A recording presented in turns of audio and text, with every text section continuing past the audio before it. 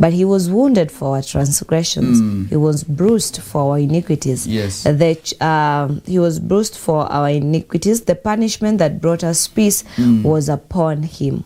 Hallelujah. And by his wounds we are healed. Praise the name of the Lord. Amen. Kwa hivyo tunaambia kwamba aliteswa kwa sababu yetu. Yeah. Na tukifanya research, tukichunguza, of course kuna sinema ambazo leo zinaonyeshwa za kufa na kufufuka kwa Yesu Kristo. Yeah.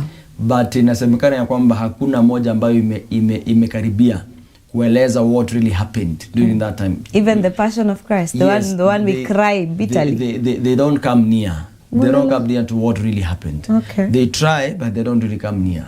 So we are told that what Jesus went through was so bad. Tunaambia kwa, of course ilianza wakati alishikwa. Mateso yalianza hapo. Mateso kabisa. Alishikwa, na wakati alishikwa tunaambia kwamba alipelekwa mahali na tunaambia kwamba alivuliwa mavazi. Na wakati huo those soldiers unajua ni walevi, ni watu wamekunywa pombe, wametumia madawa ya kulevya. So they are there, they are so arrogant, they are so rude. Kwa hivyo tunaambia alifanya mambo mengi sana, alitemewa mate, alitukanwa, aliambiwa mambo mengi sana mabaya. Lakini hasa hapo tunaambia kwamba the first thing that we see that was so painful that he went through ni kupigwa. Tunaambia alipigwa what we call the 40-1 lashes, viboko 39 of them. Na amali alikuwa amefungwa, there is no way he could deliver himself. Angejitoa hapo. So umefungwa, mgongo kwa wazi, sasa ni kupigwa. Na hii kwa viboko, hata na hizi viboko ati hizi za shule mwalimu anaambia mwanafunzi lala chini. Yesterday my daughter was telling me vile walikuwa wanaambiwa lala chini, wanatandikwa. Sasa yeye alikuwa ananiambia alipigwa mikono. Nilikuwa nauliza walifanya nini? Lakini ni mambo tu na assignment. Sasa kama ulisikiaje? Ananiambia ilikuwa inaingia. But she's smiling when she's saying that. Nikamwambia nyinyi hamkupigwa nyinyi. Au do time yetu vile tulikuwa tunafanywa. So I was trying to show that nyinyi hata siku hizi hampigo. Sisi tulikuwa tunapigwa. Yeah. Na sasa atuongee hizo viboko za shule ambazo watu pigwa. Atuongee hizo viboko za kawaida. Yesu alipigwa, walikuwa wanafunga kitu ni kama rubber of a kind, alafu iko na two balls ambazo tuko na miba, right? So zinafunganishwa hapo. So una imagine akiwekelewa moja, wakivuruta hivi inashika mwili. So wanavuruta. So si viboko tu ati unachapa tu hivi. Hapana, ni vitu zimefunganishwa hapo. So the moment they put it on him, they pull it back, inatoka na nyama. So can imagine ni kitu mrefu. So kuna soja pande na kuna soja pande hii. So huyu anaweka yake, huyu anaweka yake, huyu anaweka. So kama ni mrefu, na imagine saa zingine ilikuwa ina kama amepigwa hapa, inakuja inajishika hapa. It was so painful. So they beat him. Ya kwanza, ya pili, ya tatu, ya nne, ya tano. You are there, you cannot do anything. Hawezi jitoa hapo, na hawezi jitoa. Anapigwa. So they beat him 39. Walikuwa naamini in the Jewish culture that if ukipigwa zaidi ya 39 utakufa. So walikuwa wanapiga 39. I don't know how they came about to that. But walikuwa naamini if ukipigwa 40 ama zaidi, you die. You cannot survive those slashes. You die, your body will be completely torn apart. Kwa hivyo walipigwa 39. Na baada ya hapo tunaambiwa kwamba aliwekwa a crown of thorns. A crown of thorns. So that crown of thorns was in such a way that the moment walimwekea crown, he began to bleed. So the bleeding of Jesus began when he was being whipped, na wakati aliwekwa the crown of thorns. So bleeding ilianza wapi? Yes, slow bleeding. So you can imagine a crown of thorns amewekwa in such a way that imeshika yangu, so ina miba. So ikawekwa kwa kichwa. You know, it was just to mock him because he used to say that he's a king of the Jews. Kwa hivyo akatolewa hapo. The next thing tunaambia alibebeshwa msalaba. Na venye amechapwa hizo 39. Sasa amechapwa. Sasa una vidonda. Unajua zingine unakuwa na kidonda, unasikia kitu imeguza, unapiga nduru. So can imagine the back, nobody has attended to him. Hajapakwa chochote, hajaoshwa. The back is still has all those wounds ambazo amekuwa akichapwa. So now he's told to carry the cross. Sasa ndio maana tunaelewa kwa nini alianguka akashindwa kuibeba. Sasa msalaba amewekelea kwa mgongo. Na hiyo msalaba tunaambiwa it was about 30 kilograms.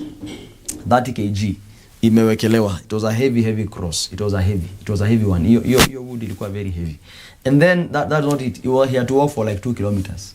From now where alibebeshwa to where he was being crucified was a distance of like 2 kilometers. So walking with that cross, number one, you have not eaten. Hajapewa maji, hajakula. He is so weak, he has been beaten. The back is full of pain. All right? He has a crown of thorns on his head. Blood is pouring out. he can feel the pain. He's carrying the cross for a distance of 2 kilometers. So that's why alitembea kafika mahali he could not walk. He just fell, alianguka, he just fell down. And they knew this guy, he can't go on. So that's why this man called Simon or Cyrene akachukuliwa place mbebe. So they helped him, akabeba kufika kwa msalaba. Sometimes hizi sinema zinatuonyeshanga vile ilisulubiwa, but sometimes it's not really the real picture. The real picture we are told is that walikuwa nasulubiwa mkono pande hii na miguu pamoja. So mkono kulikuwa na misumari ilikuwa inawekwa. Kuna sinema zingine wanaonyesha mtu amefungwa na kamba. That is not it. Walikuwa wanadunga misumari. Hizo misumari tunaambiwa they were like 6 to 8 inches long. So msumari tunaonyeshagwa alidunga wapi? Hapa katikati. Yes, that is not it. The real picture walikuwa wanadunga hapa. What? Hapa kwa bones, kwa wrist. There's a tendon, kuna tendon iko hapa ambayo inaenda hadi kwa shoulder. So walikuwa wanavunja hiyo tendon. So that when you are at the cross, you cannot sustain yourself. So that you can die quickly. So wakivunja hiyo tendon, unashindwa kujishikilia.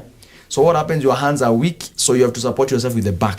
So ni kama mikono imekufa ganzi, au siki mikono tena. So unajisupport na back. So all the pressure comes where? Comes here.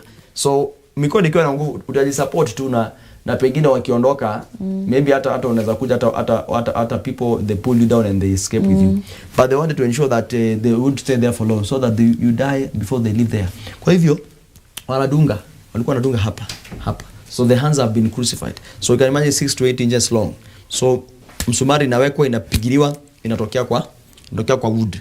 So ikitokea kwa wood now the hand imekaa hapo, mkono mwingine the same inawekwa hapo, inatokea the other side.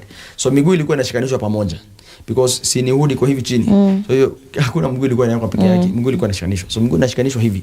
So again there is a tendon that kwa mguu kuna tendon iko hapa. Ambayo inaenda all the way up. So walikuwa wanavunja hiyo tendon ndio miguu ikufe ganzi, so that usijishikilie. So you can't support yourself at the cross, so all the pressure sasa inabidi tu unakaa hivi. All the pressure goes to the back and hapa kwa tumbo. So walikuwa wanashikanisha miguu. Sasa sumari inawekwa ndani, inatokea, inaingia kwa hiyo nyingine inatokea.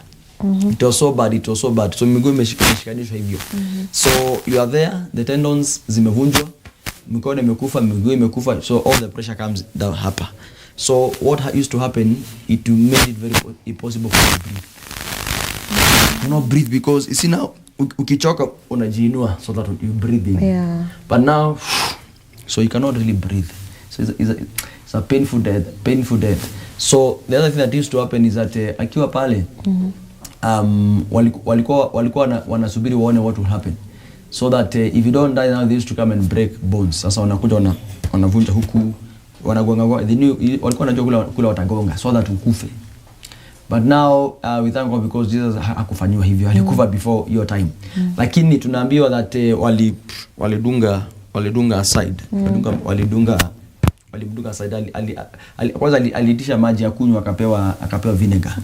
You know, have you ever tasted vinegar? You should taste vinegar so that you know what it is.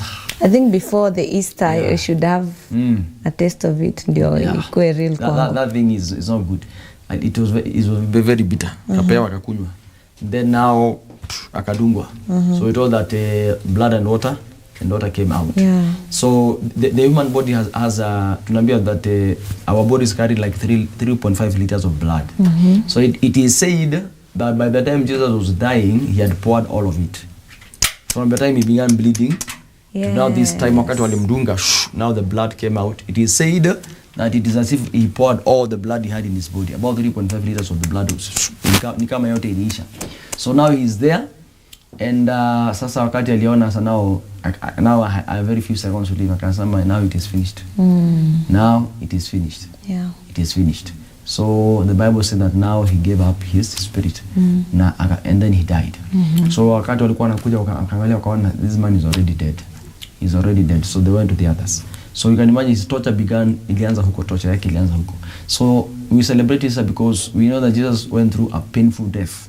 Alipitia mateso very painful ili sisi leo tuokolewe. So we can't ignore Easter. We have to celebrate it.